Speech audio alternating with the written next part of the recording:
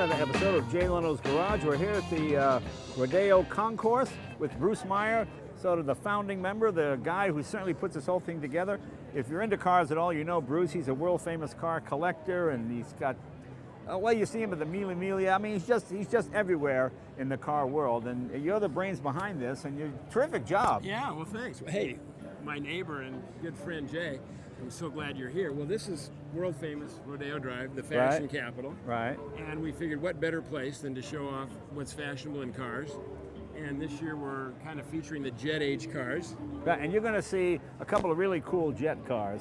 And you know, the fun thing is, you've got Pebble Beach and the ones at Lake Como and all those sort of places. But Bruce has brought those cars from around the world to here in Beverly Hills. So it's nice to have these cars within 2 miles of my house. I love that. It's cool. Just glide down here. Yeah, I'm going to take a look around and show you some right now. So we're talking with Rick from the Mullen Museum. If you've been to my website before, you know Peter Mullen has got probably the greatest collection of French cars in the world.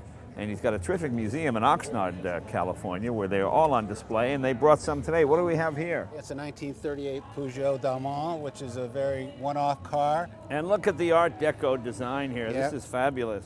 There you go.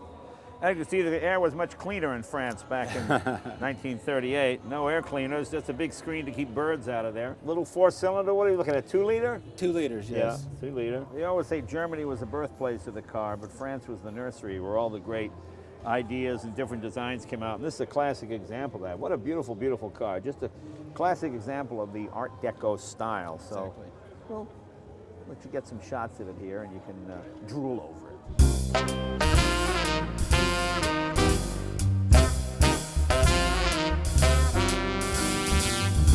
This is Ken Funk, and this is his 1969 Dodge Charger Daytona. How long have you had it?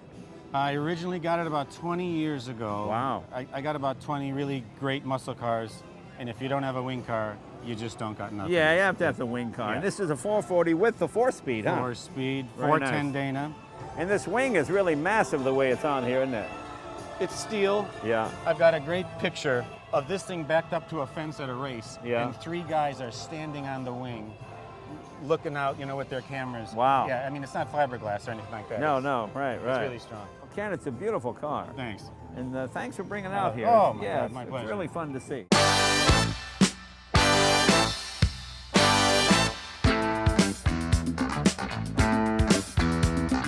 We're talking with Dan. This is his 1950 Studebaker. Hey, that was the year I was born, so it has special meaning to me. But this is a car that always couldn't tell if it was coming or going. It was pretty revolutionary styling back in the day, wasn't it? Yes, it was. Yeah. It was Raymond Loewy's group that designed it, and he said, Oh, Raymond Loewy did this, huh? make it look like it's the aeroplane. he Yeah, said. yeah. And you had, of course, the suicide doors. This is the first year of Studebaker automatic transmission. This Yeah. was April 1950. 2-speed or 3? 3. Oh, it is a 3-speed. Well, a lot of room inside. Nice dashboard, nice open area here. Well, thanks for preserving this car. You know, you don't see many of these old Studebakers. Dan, thank you very much. I got a destination,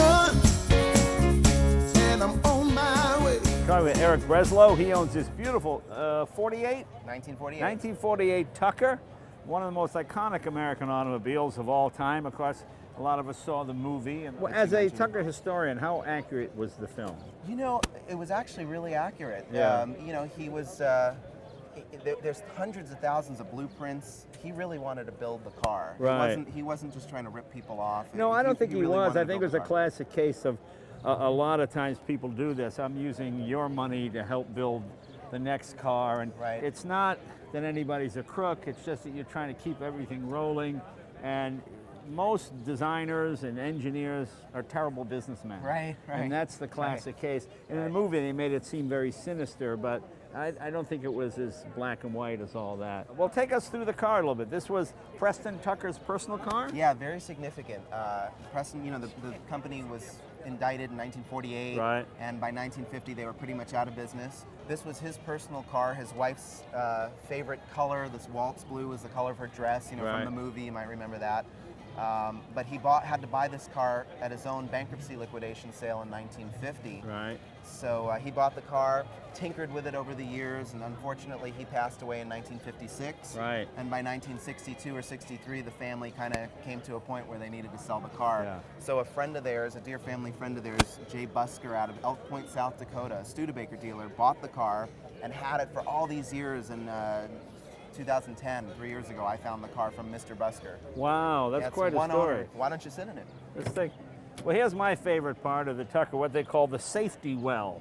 You're right. The idea being, if you think you're going to crash, you dive into that well. You have to understand, this is a time when nobody thought about safety. Right. They were just selling sexiness and all this kind of stuff.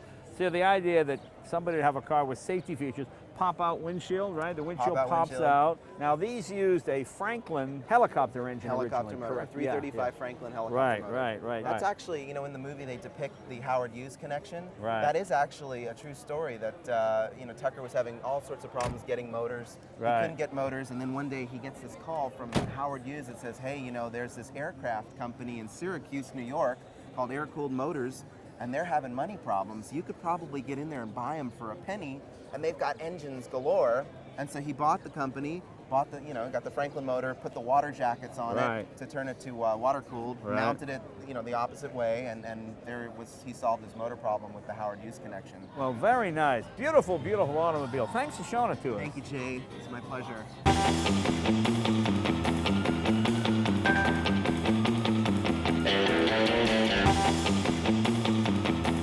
This is Scott Grundfor, and he owns one of the most iconic cars of all time. This is a car I have lusted after since I was a kid. Tell us exactly what we have here.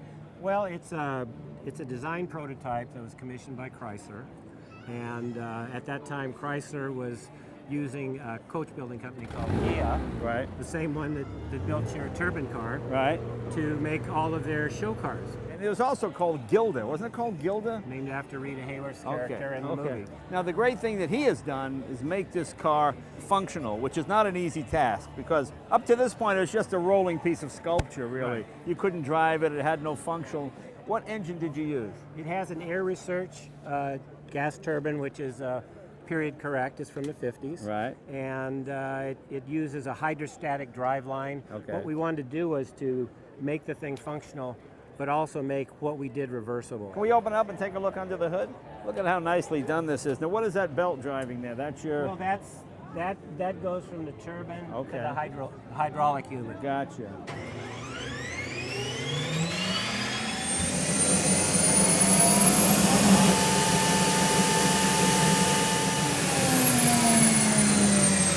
Well, you drove it in here, right? Drove it in here. How cool is that? Flew it in. Thanks again. Terrific. Tearing down the fences, coming to my senses, seeing what I really know. We're talking with Alyssa Bartacci. She is the Rolls-Royce representative. Tell me about this new Wraith. Sure, so it's our 2014 Wraith, Right. and we're super excited about it. It's definitely our fastest car yet. Under the hood, we have a V12 6.6 liter twin turbo. Right. Puts out 624 horsepower, and the 0 to 60 is 4.4.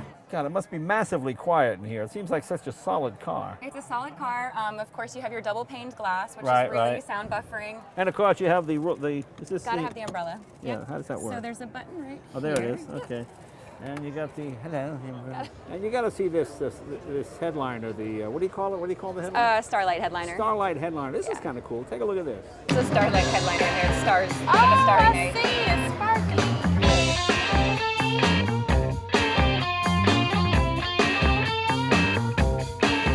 We're here with Leslie Kendall. He's a curator of the Peterson Museum with probably, I think, the most outrageous Rolls-Royce ever built, the famous round door car. Tell us the history of this car.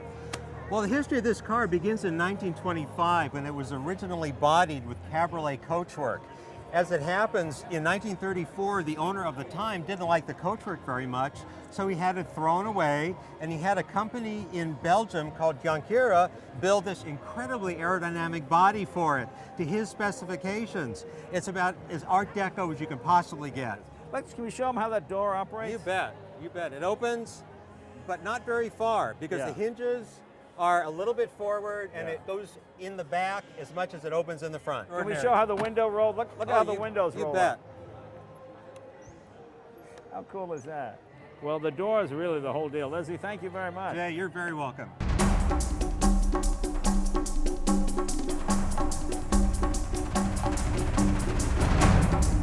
Well, here's the car everybody's waiting for. This is the McLaren P1. This is Marcus Koba. He's the, what is your official title? The brand manager. Brand manager, that's what it is. And this is the first time I've seen it with the wing deployed.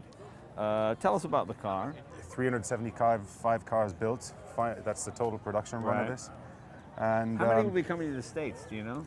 We're estimating around 130 cars. Oh, okay, very good. Now, for people who don't know, this is a hybrid. Your engine normally puts out, what, 727 horse? Yep. And then you get 176 horsepower with the electric assist.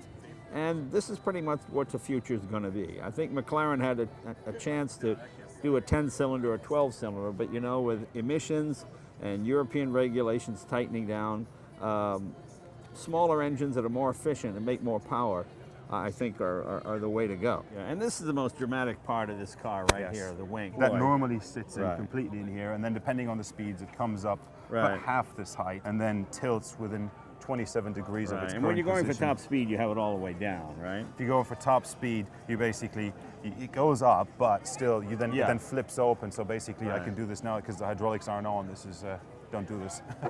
Right, okay. So it basically flips back like this, and this is when you basically reduce the drag. It's a push of the button on the steering wheel, and all of a sudden, you reduce the downforce. If you're having a picnic or something, well, this works as the key tray.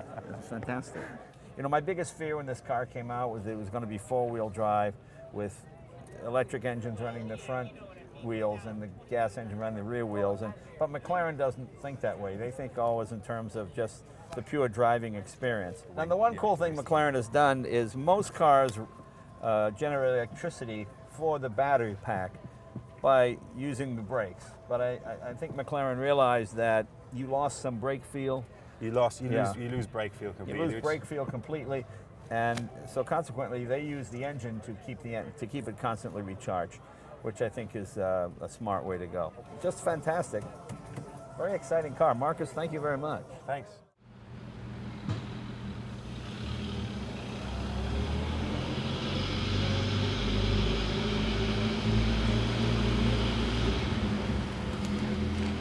Mm-hmm.